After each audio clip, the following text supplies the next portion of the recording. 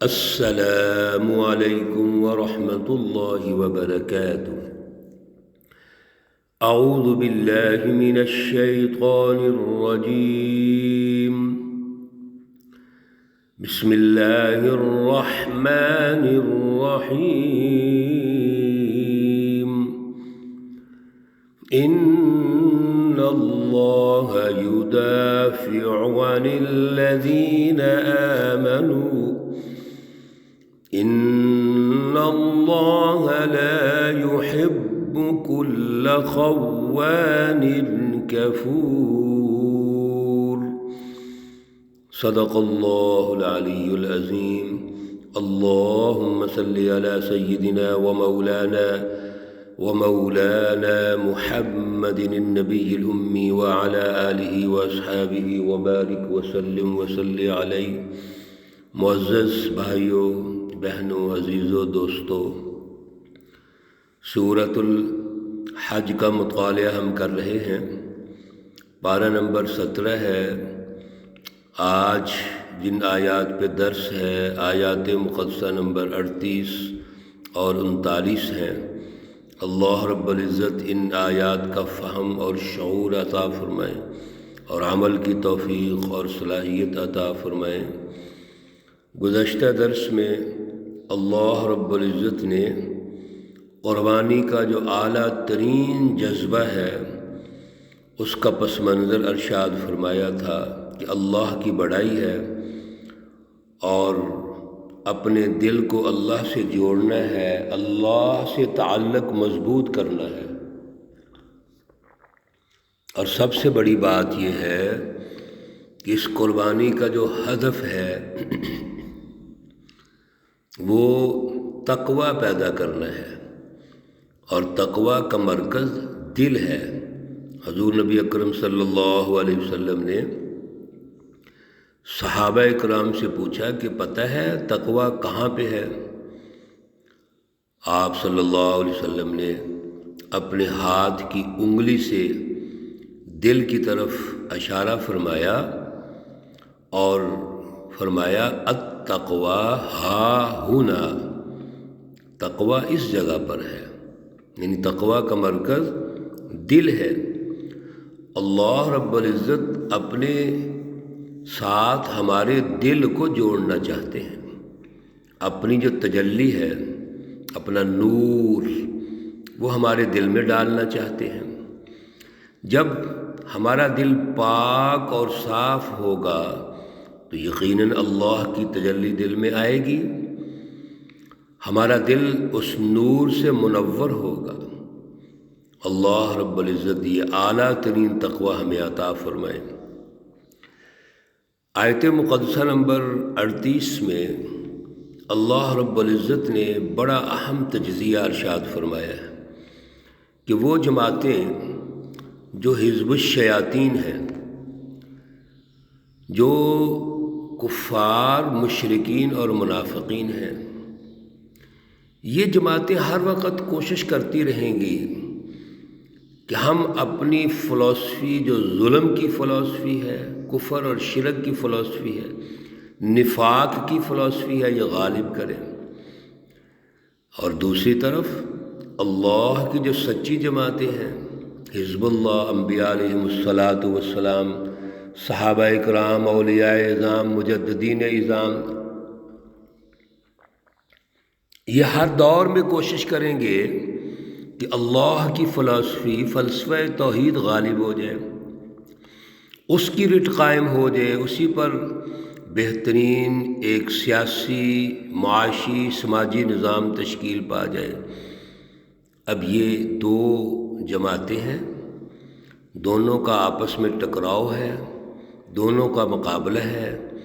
کامیاب کس نے ہونا ہے، ناکام کس نے ہونا ہے؟ اصل میں یہ بات سمجھنے والی ہے۔ ہم عارضی طور پر جب شیطانی نظام، ظلم کے نظام غالب ہوتے ہیں تو ہم مایوس ہو کے بیٹھ جاتے ہیں۔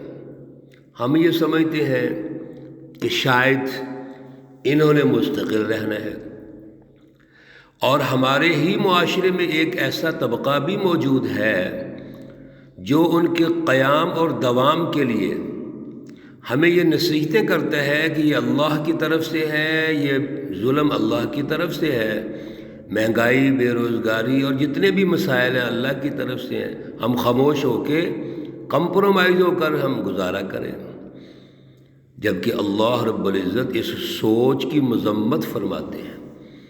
اسی سوچ کا رد ہے اس آیت کریمہ میں، ان اللہ یدافع عن الذین آمنوا۔ پہلی بات تو یہ اصولی درجے میں سمجھ لیجئے، بے شک اللہ رب العزت مومنوں سے دشمنوں کو ہٹا دے گا، دور کر دے گا۔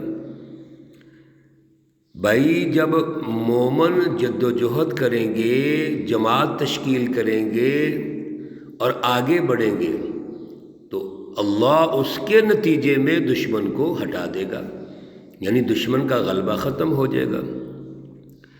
یہ بہت بڑی اصولی بات ہے۔ ان اللہ لا يحب کل خوان کفور۔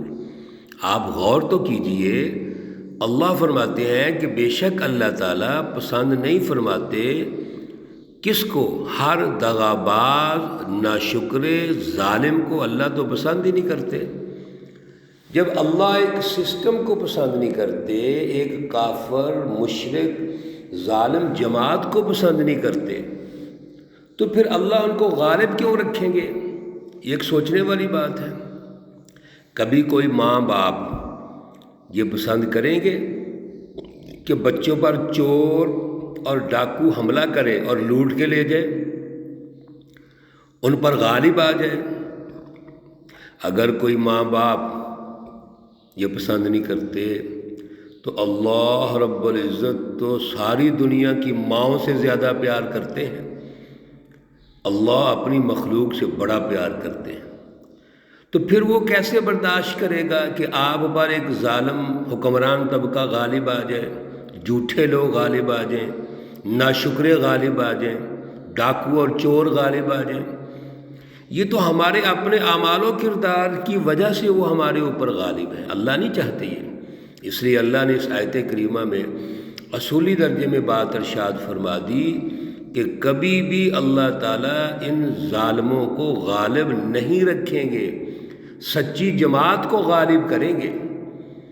ہاں، اس سچی جماعت نے اپنے کچھ دائرے متعین کرنے ہیں، اس نے کچھ مراحل متعین کرنے ہیں۔ اگلی آیت کریمہ میں، آیت مقدسہ نمبر 36 میں اللہ نے وہ دائرے اور اس کا عنوان طے فرما دیا، اُذِنَ لِلَّذِينَ يُقَاتَلُونَ۔ توجہ کیجئے، اُذِنَ حکم ہوا ہے، اللہ نے یہ حکم فرمایا ہے لِلَّذِينَ ان لوگوں کو يُقَاتِلُونَ جن سے یہ کافر لڑتے ہیں، ظالم لڑتے ہیں۔ کس کا حکم دیا ہے؟ جہاد کا حکم دیا ہے۔ کیوں؟ بِأَنَّهُمْ ظُلِمُوا، اس لیے کہ اس قوم پر اور سچی جماعت پر ظالمانہ نظام قائم ہوا ہے۔ جب سچی جماعت پر ظالمانہ نظام قائم ہو گیا تب اللہ نے حکم دیا کہ ان کے ساتھ جہاد کرو۔ میرے بھائیوں عزیزوں، حضور نبی اکرم صلی اللہ علیہ وسلم کو جب اللہ نے نبوت سے سرفراز فرمایا تو آپ نے کوہ صفا پر کھڑے ہو کر قولوا لا الہ الا اللہ کہا، دعوت دی۔ اس دعوت کے نتیجے میں ابو جہل اور اس کی جتنی بھی حکمران پارٹی تھی وہ آپ کے مخالف ہو گئی۔ کیوں؟ انہوں نے ایک ظالمانہ نظام قائم کیا ہوا تھا، ان کا جو سرداری نظام تھا وہ ظلم پر مبنی تھا۔ اب اللہ نے آپ کو حکم دیا کہ آپ ان کا مقابلہ کریں، یہ ظالم طبقہ ہے۔ چنانچہ حضرت الامام شاہ ولی اللہ رحمۃ اللہ علیہ فرماتے ہیں کہ اس جہاد کے حکم سے حضور نبی اکرم صلی اللہ علیہ وسلم کی زندگی کے دو مراحل ہیں۔ ایک مرحلہ وہ ہے جب آپ جماعت کی تیاری کرتے ہیں، وہ 13 سالہ مکی دور ہے۔ آپ ان 13 سالہ مکی دور میں ایک سچی جماعت تیار کرتے ہیں، جماعت صحابہ۔ مقصد کیا ہے کہ یہ جماعت کل آنے والے دور کی امام، لیڈر اور قائد بنے، ایک سسٹم کی تشکیل کرنی ہے۔ اس ظلم کے نظام کے مقابلے میں عدل کا نظام قائم کرنا ہے، اور وہ جماعت کے ذریعے سے ہوگا۔ اس جماعت کی ٹریننگ ہے، اس کی تربیت ہے، اس کے کچھ مراحل ہیں، انہوں نے ایک سسٹم قائم کرنا ہے۔ چنانچہ آپ صلی اللہ علیہ وسلم نے 13 سالہ مکی دور میں عدم تشدد کی بنیاد پر، یعنی کوئی مزاحمت نہیں کی، صبر و تحمل کا مظاہرہ کیا، استقامت اور ثابت قدمی کا مظاہرہ کیا، اور تمام تر مشکلات کو برداشت کرتے ہوئے سچی جماعت کی تیاری کی۔ پھر آپ ہجرت کر کے مدینۃ المنورہ تشریف لے آتے ہیں۔ سب سے پہلے آپ نے ریاست مدینہ کی بنیاد رکھی۔ جب آپ مدینہ کو دارالاسلام بنا لیتے ہیں، ریاست مدینہ قائم کر لیتے ہیں، تو پھر اللہ نے جو حکم مکی دور میں دیا تھا جماعت کی تیاری کا، اور اس کو خلافت باطنہ حضرت شاہ صاحب فرماتے ہیں، اب اس کے ظاہری ہونے کا وقت آ گیا، جس کو وہ خلافت ظاہرہ کہتے ہیں، یعنی ریاست کی تشکیل، ریاست کی ریٹ کو قائم کرنا ہے۔ اب وہ دور آ گیا ہے۔ چنانچہ حضور نبی اکرم صلی اللہ علیہ وسلم 313 صحابہ اکرام کو لے کر جب غزوہ بدر میں تشریف لاتے ہیں، تو وہاں پر ہدف کون ہے؟ کس سے مقابلہ ہو رہا ہے؟ وہی ابو جہل ہے، مکۃ المکرمہ کی وہی حکمران پارٹی ہے، اشرافیہ ہے، مافیا ہے، جس سے مقابلہ ہوتا ہے، اور اللہ نے آپ کو فتح عطا فرمائی، دشمن کو شکست ہوئی۔ کیوں؟ آگے اللہ فرماتے ہیں، سنیے، وَإِنَّ اللَّهَ عَلَى نَصْرِهِمْ لَقَدِيرٌ۔ اللہ رب العزت آپ کی مدد پر قدرت رکھتے ہیں۔ بظاہر ابو جہل اور وہ جتنی بھی حکمران پارٹی ہے، وہ یہ سمجھتی ہے کہ یہ تو کمزور آدمی ہے، اس کے جو ساتھی ہیں کمزور ہیں، عام لوگ ہیں، اشرافیہ میں سے نہیں ہیں۔ لیکن اللہ رب العزت کی مدد کے ساتھ حضور نبی اکرم صلی اللہ علیہ وسلم اور صحابہ اکرام کی استقامت اور جد و جہد کے ساتھ وہی مٹھی بھر جماعت ہزاروں پر غالب آ جاتی ہے۔ اس لیے یاد رکھیے، ظلم کے نظام سے کمپرومائز نہیں ہے۔ وَلَا تَرْكَنُوا إِلَى الَّذِينَ ظَلَمُوا، ظلم کے ساتھ جھکاؤ نہیں ہونا چاہیے۔ ظلم سہنے سے بھی ظالم کی مدد ہوتی ہے۔ بڑی اہم بات یہ ہے، اللہ فرما رہے ہیں کہ ظلم کی طرف جھکاؤ نہیں ہونا چاہیے، کمپرومائز نہیں ہے۔ ظلم سے نفرت، نظام ظلم سے نفرت، ظالم حکمرانوں سے نفرت اور بغاوت، یہ سب سے پہلا شعور ہوتا ہے، سب سے پہلے قومی سوچ ہوتی ہے۔ قومی سوچ یہ نہیں ہے کہ ظالم حکمرانوں اور لٹیروں کے ساتھ کمپرومائز کر کے ہم ان کے نعرے لگاتے رہیں۔ قومی سوچ یہ ہے، انسانی سوچ یہ ہے کہ ظلم سے بغاوت کریں، ظلم سے بیزاری کا اعلان کریں، اور نظام ظلم سے بیزاری کا اعلان کریں، اور وہ حکمران، وہ اشرافیہ جنہوں نے اس ظلم کے نظام کو قائم کیا ہوا ہے، ان سے نفرت کریں۔ کوئی کمپرومائز نہیں ہے۔ یہی ہے رسول اللہ صلی اللہ علیہ وسلم کو حکم کہ آپ ان جہاد کے لیے تیار ہو جائیے، جنگ کے لیے تیار ہو جائیے، اگر لڑ کر بھی ان کا مقابلہ کرنا پڑے تو لڑنا چاہیے۔ اور حضور لڑے اور اللہ نے فتح یاب فرمایا۔ اللہ رب العزت یہ اہم شعور اور نظریہ ہمیں عطا فرمائے۔ حضرت آدم اور حضرت حوا علیہم السلام کی دعا ہم دہرا رہے تھے، ربنا ظلمنا انفسنا، اے ہمارے پروردگار، ہم نے اپنی جانوں پر ظلم کیا ہے، وَإِن لَّمْ تَغْفِرْ لَنَا وَتَرْحَمْنَا، اور اگر تو نے ہمیں نہ بخشا، نہ رحم فرمایا، لَنَكُونَنَّ مِنَ الْخَاسِرِينَ، البتہ ہم گھاٹا پانے والوں میں سے ہو جائیں گے۔ دل کی کیفیت اور گہرائی اور توجہ کے ساتھ جب یہ دعا کریں گے تو یقیناً اللہ اس کی تاثیر پیدا فرمائیں گے۔ اللہ قبول فرمائے۔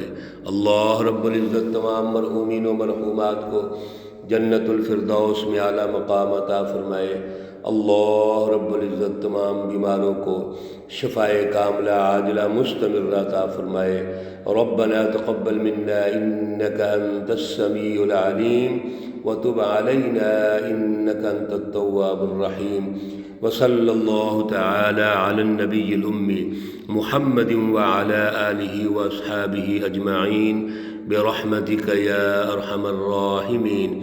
السلام عليكم ورحمة الله وبركاته۔